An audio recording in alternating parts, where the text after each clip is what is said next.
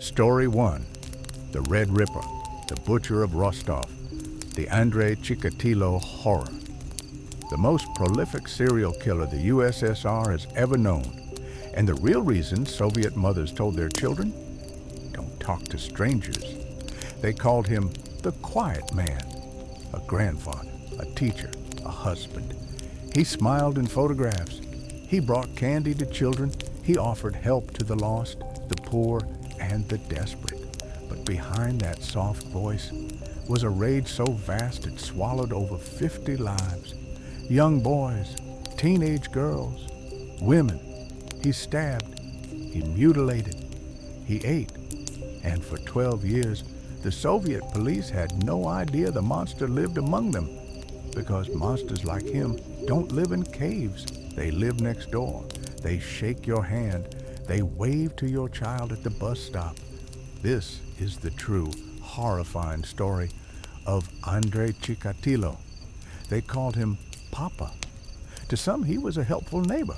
To others, an awkward, nervous man who kept mostly to himself. But no one, not even the closest people in his life, suspected what he was really doing after work, or on those quiet weekend trips alone. Because in the dying decades of the Soviet Union, a man named Andrei Romanovich Chikatilo was leaving a trail of shredded corpses in forests, train stations, and bus depots. Their eyes gouged out, genitals mutilated, organs removed. His killings weren't crimes of passion. They were deliberate, ritualistic, and over time, more frequent. He was a man raised in hunger, shaped by famine, born during Stalin's forced collectivization, during a time when families were forced to eat grass, tree bark, and rumors whispered each other. Chikatilo never fit in. He was small, sickly, and impotent. He was mocked by women, rejected by classmates, left out by teachers. And while the world saw a broken man, inside, Andrei grew something else, a need to dominate, to destroy, to make others suffer the way he had. His first murder happened almost by accident. It was 1978. The Soviet Union was still deeply secretive, deeply bureaucratic. Everything was censored. Anything that embarrassed the party was suppressed. When 9-year-old Lena Zakotnova went missing in the town of Shakhty, locals searched. Authorities took reports. But Chikatilo knew the truth. He had lured her into a rundown shack near a river, promised her chewing gum and a warm place to wait for her parents. Once inside, he stabbed her, repeatedly. Her blood excited him in a way nothing ever had. As she screamed, he became overwhelmed, almost euphoric. The noise, the fear, the helplessness. It gave him what he couldn't achieve through normal intimacy. After the frenzy, he weighted her down with bricks and tossed her into the freezing water. Her body was found days later. The scene was so brutal that local police believed it had to be a sexually motivated maniac. But when witnesses remembered seeing a different man near the site, police zeroed in on someone else, a mentally ill man named Alexander Kravchenko, who had a prior conviction. Under pressure, under the weight of Soviet-style interrogation, Kravchenko confessed. He was executed, and Chikatilo watched silently as another man died for his crime. That injustice taught him something. The system was blind, and he could do it again, and again, and again. The 1980s in the Soviet Union were bleak. Industries collapsing, food shortages, families waiting hours in line for bread. Amid all this misery, Chikatilo blended in perfectly. He was unremarkable, almost invisible. He took jobs that gave him access to train stations, schools, and bus stops. He carried a worn briefcase filled with candy, rope, vodka, and a knife. He'd wander train platforms looking for children separated from parents or women traveling alone.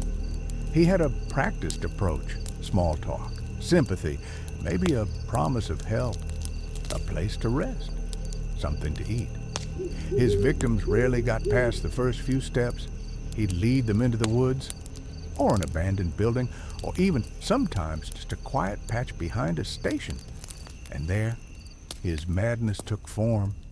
He used his hands, then a knife, often dozens of stab wounds, many of them post-mortem.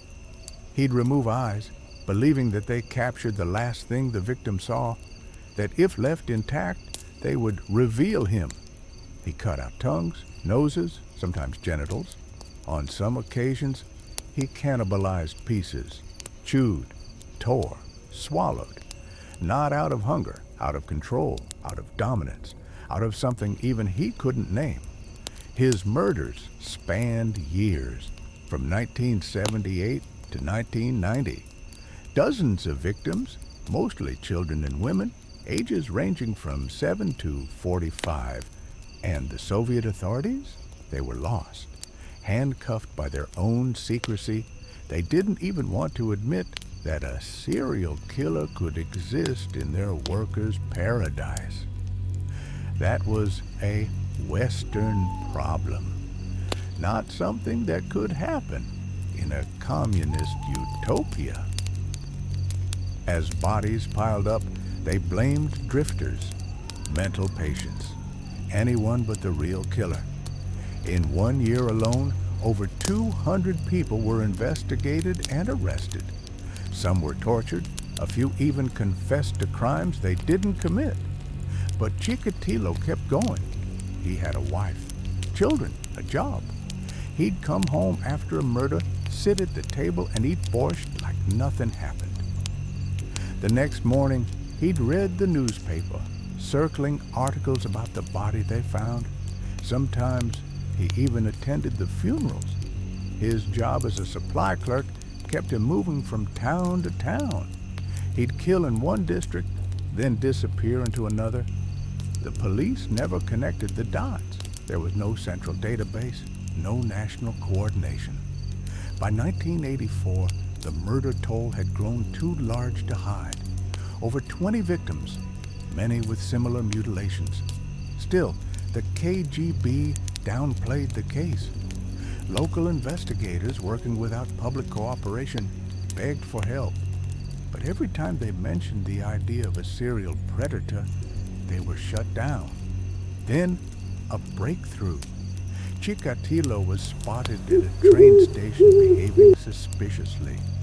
A plainclothes officer noticed him speaking to a young boy, then following him toward a wooded area. The boy got away, but Chikatilo was arrested. He was held for a short time, but they had no evidence to tie him to any crimes. No fingerprints, no direct witness statements. He was released. 2 weeks later, he killed again. In 1985, his killings paused. Briefly, not because of guilt, but because the net was tightening, and Chikatilo sensed it. He grew more careful, more patient, but the desire never left him. It built inside him like pressure under steel. And in 1988, he cracked again.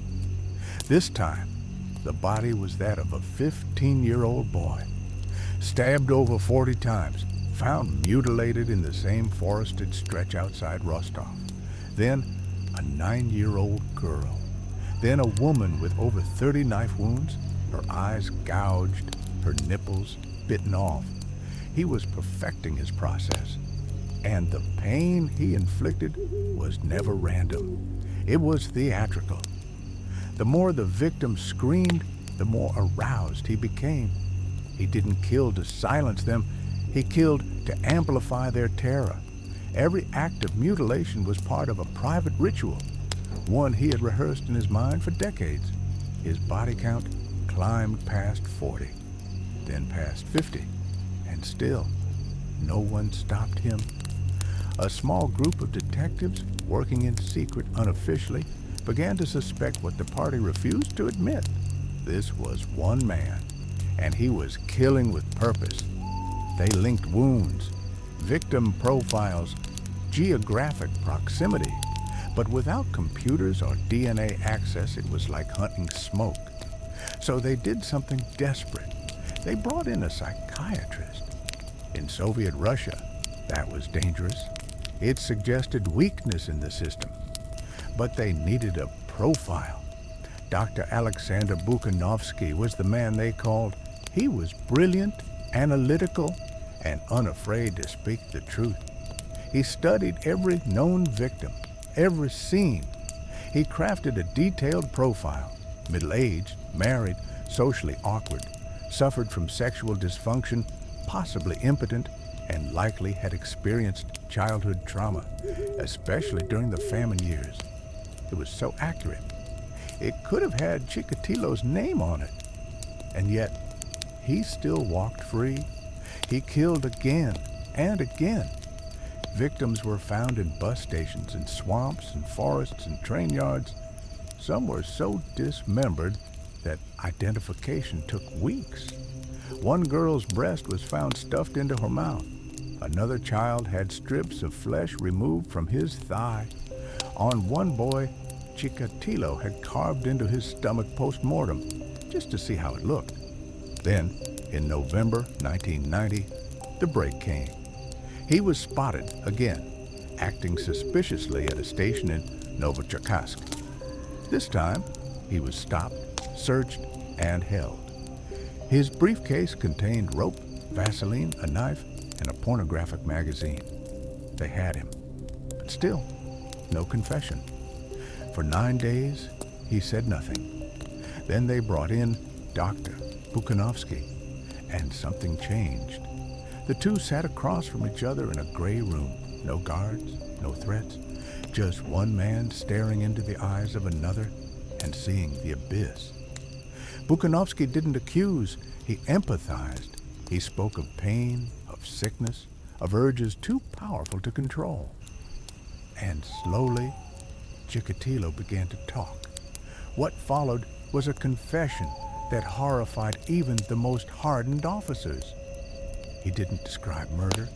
He described rituals, described the smell of fear, the way the blade felt when it struck soft stomachs, how the light would leave their eyes. And that moment gave him release. He confessed to 56 murders. Later, that number would rise to 60. He described each in chilling detail, gave locations, names, dates, clothing, and in almost every case, he was right. They took him back to the scenes. Even in winter snow, he remembered exact spots where he buried a shoe, where he left a knife, where he carved initials in the bark of a tree beside a corpse. The trial was open to the public, held in 1992 in a crumbling Soviet courtroom. Chikatilo sat in a metal cage in the middle of the room, not for symbolic reasons, but because police feared someone would attack him. He screamed at the judges. He howled. He chewed on his fingers. At one point, he exposed himself and shouted that his penis was defective and therefore he couldn't possibly commit sex crimes. The families of the victims watched silently. Some wept, others just stared. It took months. But finally, a verdict. Guilty on 52 counts of murder. He was sentenced to death. In 1994, in a cold, fluorescent prison corridor, Andrei Chikatilo was led into a small chamber.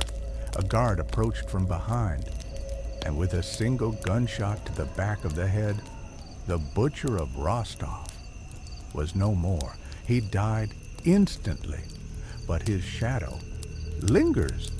Some say he was the result of a broken system, a society where trauma was silenced, where mental illness was ignored, where power covered the tracks of monsters. Others say evil like his can't be explained.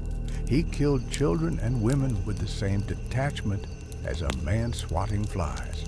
He smiled as he described how their bodies felt beneath his hands. He memorized their screams. The Soviet Union has long since fallen.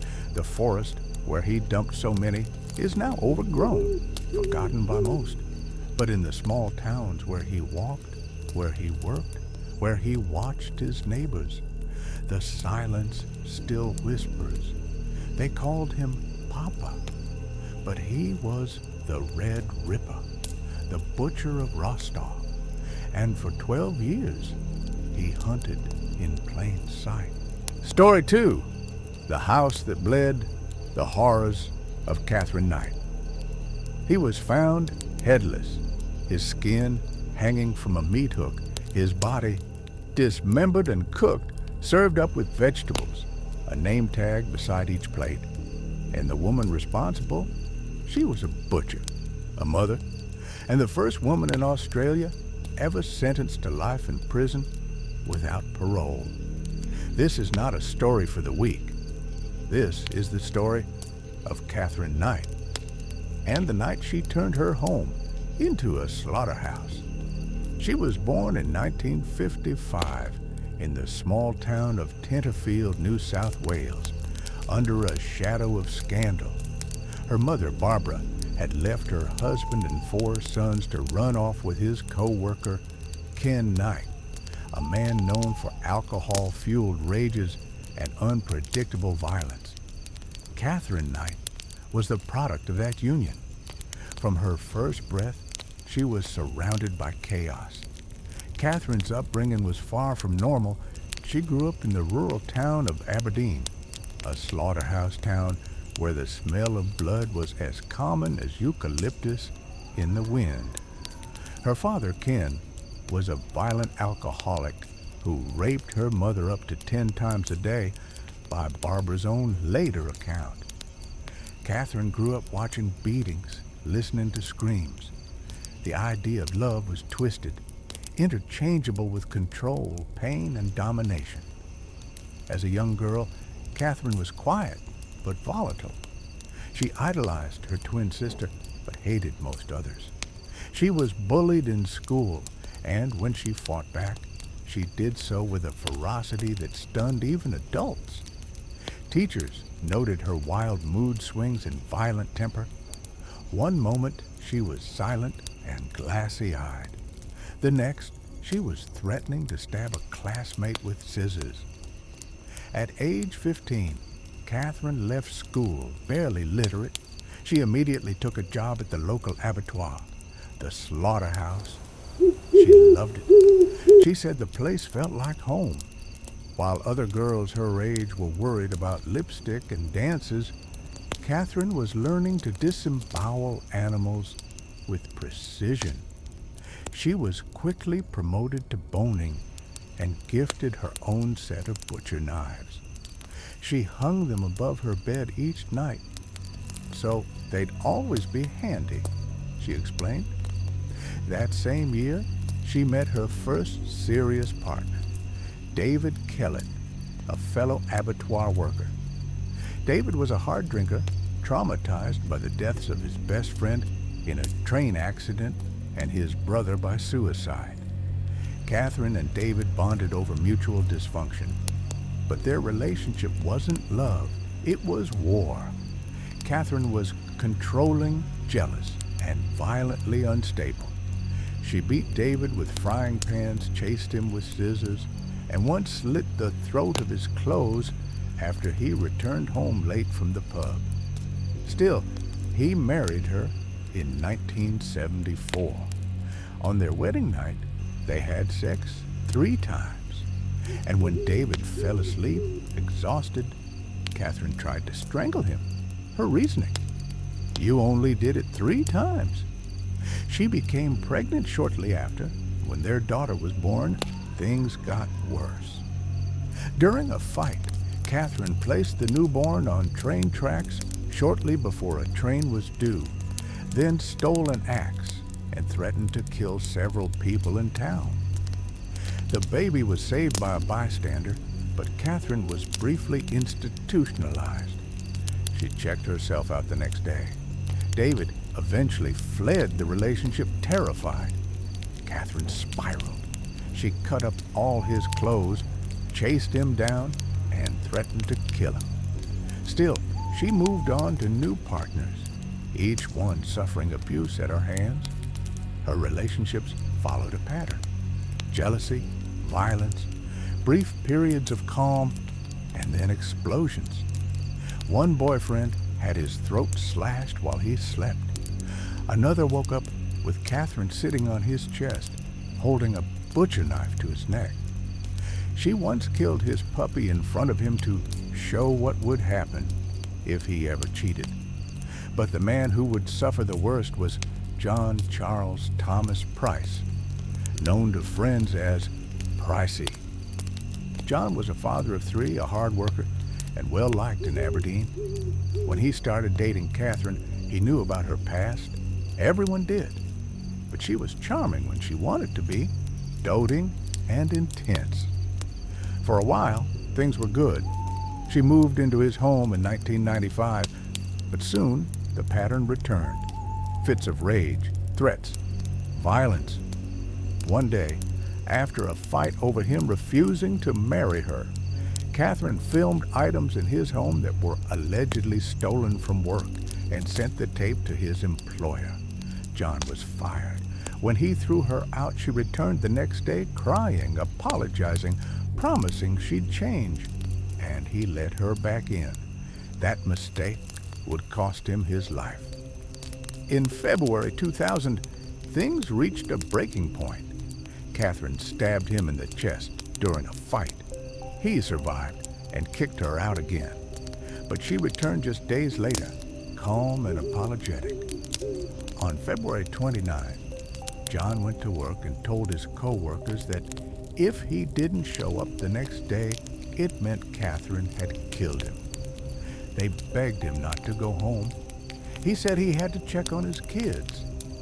He returned home that night around 6 p.m., had dinner, and went to bed. It would be the last time anyone saw him alive. That evening, Catherine arrived.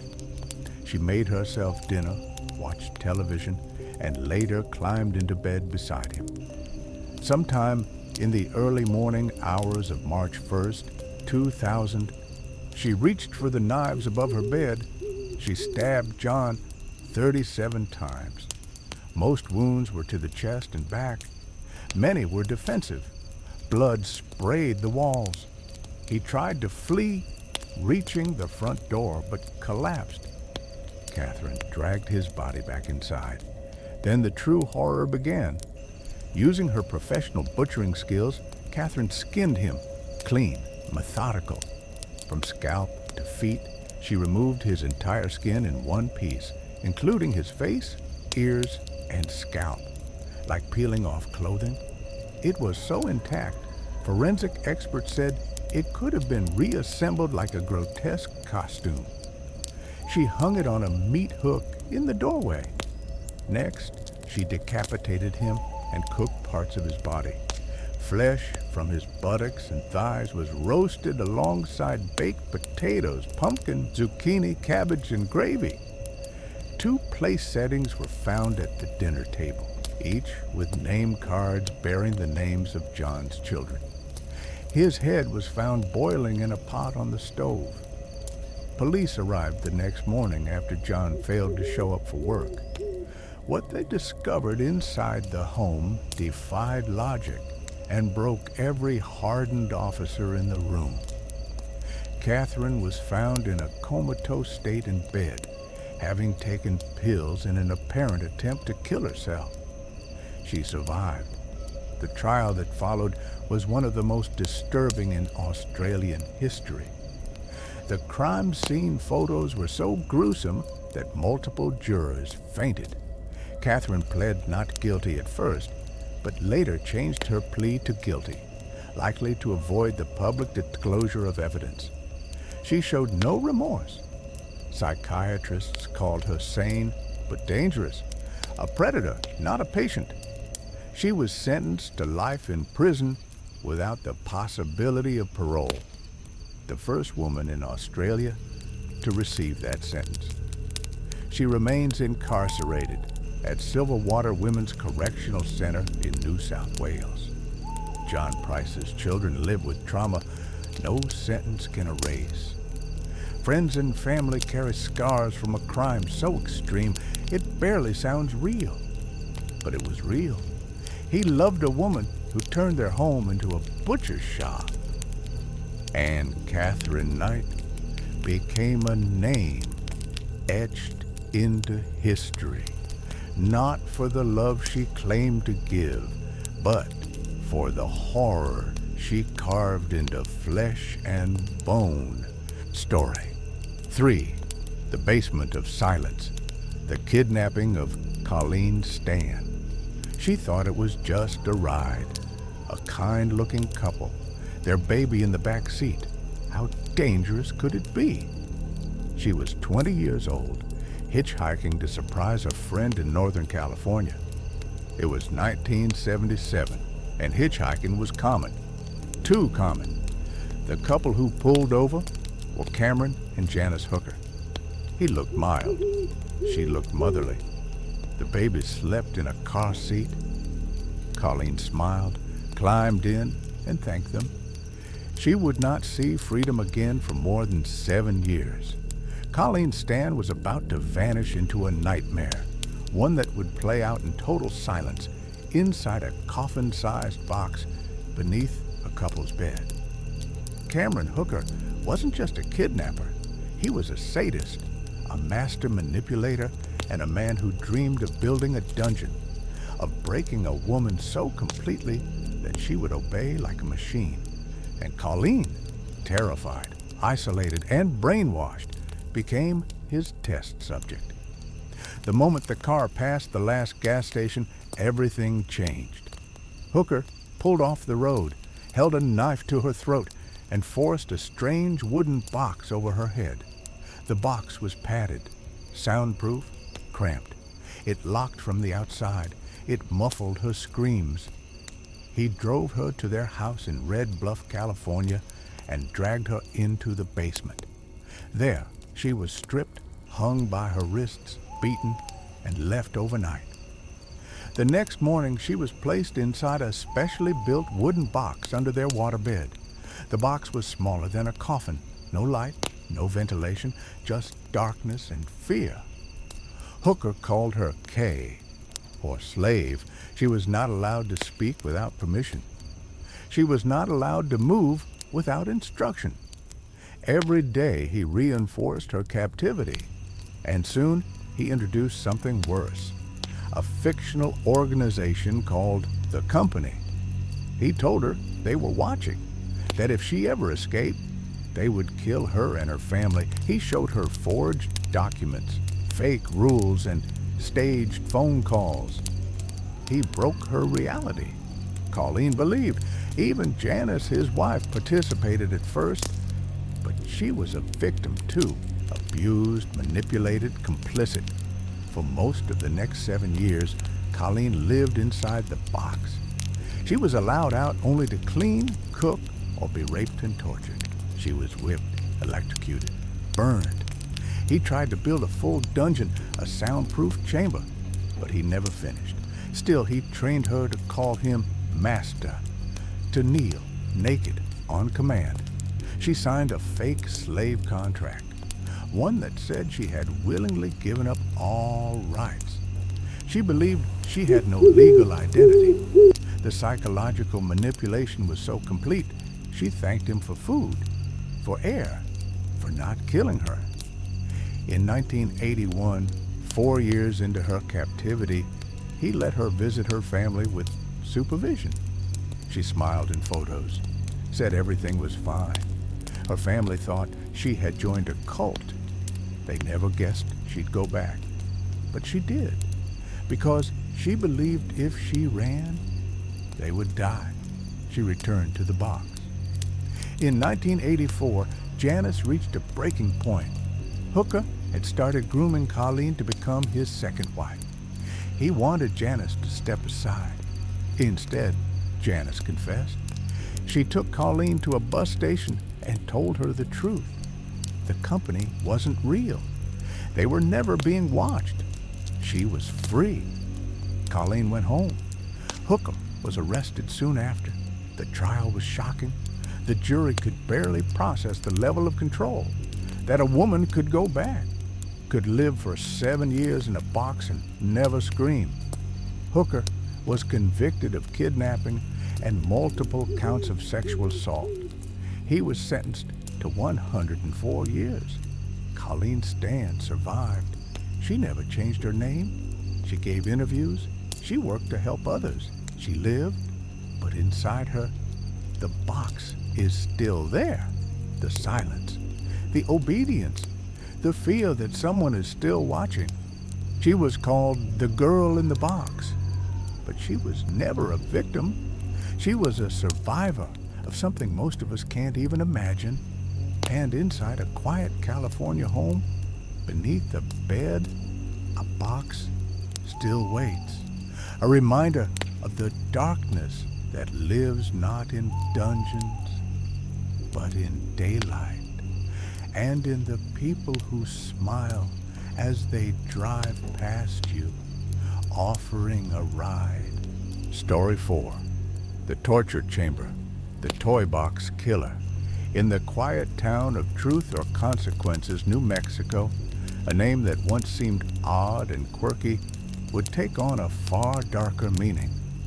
For beneath the sun-scorched sand and beyond the view of the Sierra Blanca Mountains, a monster was building his playground, a mobile torture chamber, custom designed for pain, silence, and irreversible horror. His name was David Parker Ray. But the world would come to know him by a much darker title, the Toy Box Killer. Ray was born in 1939 and grew up bouncing between broken homes and beatings from his grandfather. As a teen, he developed a fascination with sadomasochism. Pornography and bondage magazines became obsessions. But unlike most teenagers, Ray's fantasies turned violent and stayed violent. By adulthood, he had become a master manipulator, a seemingly mild-mannered mechanic who worked for the state. He lived in a double-wide trailer with his girlfriend, Cindy Hendy. But what lay behind the doors of that trailer would shock seasoned investigators to their core. David had built his own torture chamber, a soundproofed, fully equipped trailer he called his Toy Box. Inside, police would later find whips, chains, pulleys, surgical tools, saws, video cameras, and a homemade gynecological chair with stirrups. The walls were covered with bondage diagrams, explicit photos, and a chilling sign. Satan's Den, and taped to the walls, instructions, not for himself, but for his victims. They included how to behave, how to scream, and how to accept what was about to happen. But it was what investigators found on audio cassette tapes that cemented Ray as one of the most sadistic minds in American history. In his recordings, Ray calmly explained to his captives what was going to happen. The tape would play as they woke up, drugged and bound. "Hello there, bitch," his voice began. "You're probably thinking this is a dream. It's not.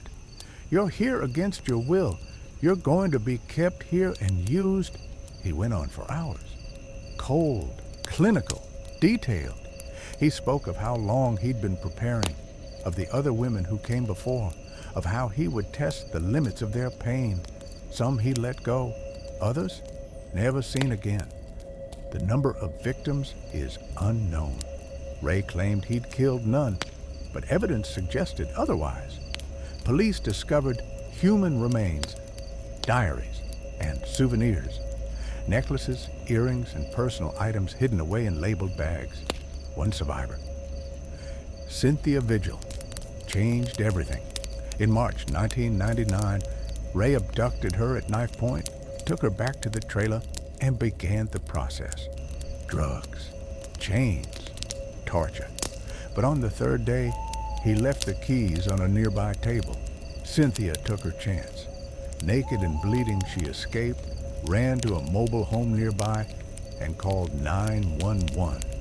Police raided the compound. What they found was beyond imagination.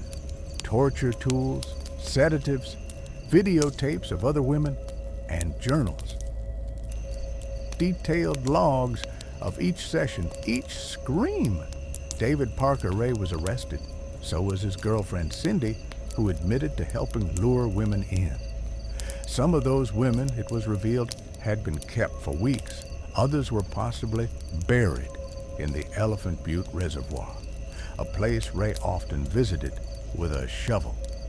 In court, Ray pled not guilty, but Cindy turned on him, testifying in exchange for a reduced sentence.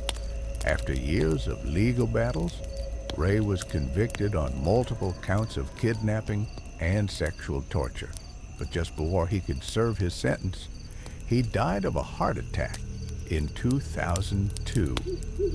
He took his secrets and possibly the identities of dozens of missing women to the grave. Cynthia Vigil survived. So did a few others. They live with trauma that words can't explain. The trailer, the so-called toy box, was eventually dismantled. But the recordings remain, the instructions, the photos, the stories. David Parker Ray wasn't just a killer. He was a builder, a planner, a man who designed his own hell and invited others in to suffer. In the town of Truth or Consequences, he created a chamber of screams. And for years, nobody heard them. But now, the world does, and it will never forget the name. The Toy Box Killer. Story 5. The Man with 100 Names. The Crimes of Terry Rasmussen. A 3-decade trail of murder, identity theft, buried bodies, and a killer who wore different faces in every state. He called himself Curtis Kimball, then Gordon Jensen, then Larry Vanner, and finally, Terry Rasmussen. But by the time anyone realized these were all the same man, 4 barrels filled with human remains had been discovered in a New Hampshire forest. A woman, 3 little girls, no names, no fingerprints, no one searching. For decades, their killer lived undetected, married under false names, fathered children, killed entire families. This is the true story of a man with 100 faces, a trail of broken lives across the United States, and a mystery that took over 35 years to solve. He was a drifter, a mechanic, a family man, a drunk, a charmer, a ghost. He lived in trailer parks, cheap motels, and rental homes under names that didn't belong to him. His fingerprints never matched. His stories never lined up. But somehow, he always seemed trustworthy enough, just enough, to get in. Into homes, into lives, into the hearts of women, and eventually into the lives of their daughters. By the time the truth was discovered, Terry Rasmussen had gone by so many names that no one could say for sure where he began or where the bodies ended. Some called him the Chameleon Killer. Others called him the Bear Brook Butcher. But behind all the masks, aliases, and lies was the same quiet predator. He was finally identified in 2017, more than 15 years after his death. And only then did investigators realize how deep his trail of horror ran, from New Hampshire to Texas, from California to Arizona, stretching across 4 decades of murder and manipulation. It begins with the barrels. November 10th, 1985. Bear Brook State Park, Allenstown, New Hampshire. A chilly Sunday afternoon, a hunter hiking through the woods noticed something off the trail, something heavy, metal, and sealed. A 55-gallon drum lying among the fallen leaves, partially concealed by brush. When police arrived, they pried it open. What they found inside would haunt the town forever. Inside the barrel were 2 bodies, a woman likely in her 20s or 30s, and a young girl between 8 and 10 years old. Both were wrapped in plastic. Their limbs were broken, their faces unrecognizable. Both had died from blunt force trauma, but neither could be identified. No one had reported them missing. No one came forward. Years passed. The case went cold until May 2000, 15 years later. A new detective took a fresh look at the site and decided to search the surrounding area more thoroughly. About 100 yards from the first barrel, partially buried and hidden by decades of growth, was another barrel. Inside were 2 more girls, also wrapped in plastic, also decomposed beyond recognition. One child was estimated to be between 2 and 4 years old. The other, just a baby, no more than a year old. 4 victims, 1 adult female, 3 children, all murdered, all dumped in barrels, all discarded like garbage in the woods. DNA testing in the early 2000s revealed that the adult woman was the biological mother of 2 of the girls, but not the third. No match could be found in any national missing persons database. It was like they had never existed, a family erased. At the time, the killer was unknown. There were no fingerprints, no clues. The trail went cold again, but the truth had already begun to unravel. 1,500 miles away in California, in 2002, a man named Larry Vanner was arrested in Richmond, California, for the murder of his girlfriend, Yoon Jun. She had gone missing months earlier. Her body was found dismembered and buried under a pile of cat litter in her own basement. Vanner was convicted and sent to prison. He refused to give his real name. Fingerprints, DNA, nothing matched. He was a ghost. He died in prison in 2010, still known officially as Larry Vanner. But a persistent San Bernardino detective kept pushing. She'd always had doubts about Vanner's identity. He had once gone by Gordon Jensen, and before that, Curtis Kimball. In 2017, with advances in forensic genealogy, DNA samples were tested again. They led to a breakthrough. Vanner was not a ghost. He had a past. His real name was Terry Peter Rasmussen. Rasmussen had been born in 1943 in Colorado. He'd served in the Navy, married, had 4 children, but by the 1970s, he had become a violent alcoholic and abandoned his family. He drifted through the Southwest and eventually landed in New Hampshire in the late 70s under a new name. While living in New Hampshire, Rasmussen took up with a woman named Marlene Bowden, a single mother. They moved in together along with her daughter. In 1981, both vanished. Rasmussen, using yet another name, told neighbors they had moved away suddenly. No police report was filed. No bodies were found. But Marlena's family never saw her again. Then, in 1985, the first barrel appeared in Bear Brook. It wasn't until 2019 that DNA evidence finally confirmed it. The adult woman in the barrel was Marlene Bowden.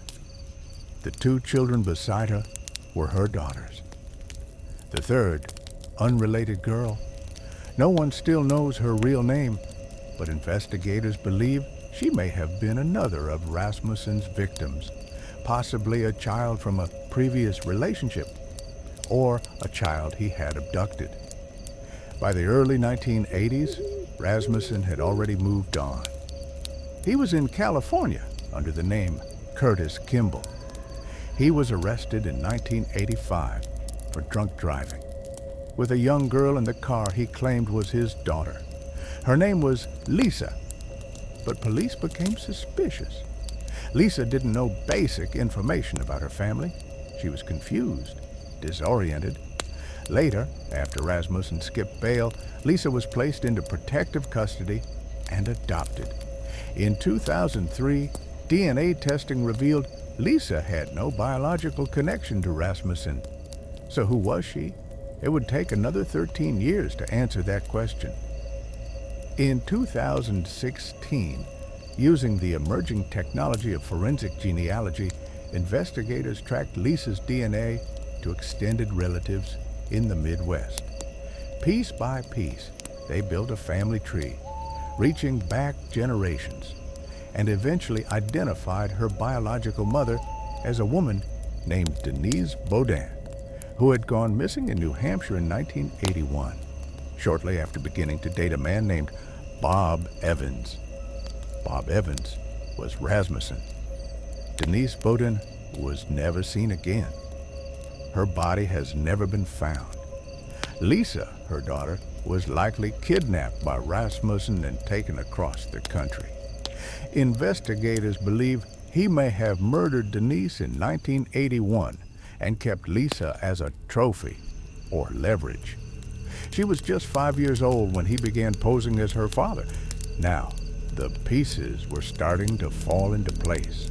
Terry Rasmussen was Bob Evans when he lived in New Hampshire, Curtis Kimball in California, Gordon Jensen when he lived in a trailer park, Larry Vanna when he murdered Yoon Soon Jun. Every time he moved, he became someone else. Every time a woman or child went missing, there was no trail, no search, no connections.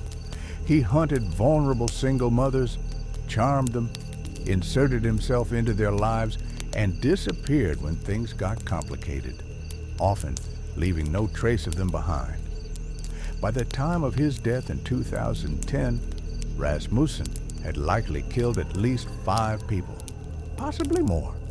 His victims include Marlene Bowden, her 2 daughters, the unidentified child in the second barrel, Denise Baudin, Yoon Soon Jun. Some believe there may be more. The timeline of his aliases suggests gaps that could hold other unsolved murders. And the most haunting detail? We still don't know the name of one of the little girls. She remains the unidentified child in every report. Her DNA doesn't match any missing person in the U.S. database. No one ever came looking for her. It's as if she never existed, except for her tiny, broken body in a blue barrel in the woods. Terry Rasmussen was not a spree killer. He was a methodical, calculated sociopath who moved like smoke, always changing, always hiding. He used charm as a weapon and lies as camouflage. He destroyed families across 4 states, and for most of his life, he got away with it. Even in death, he kept his secrets.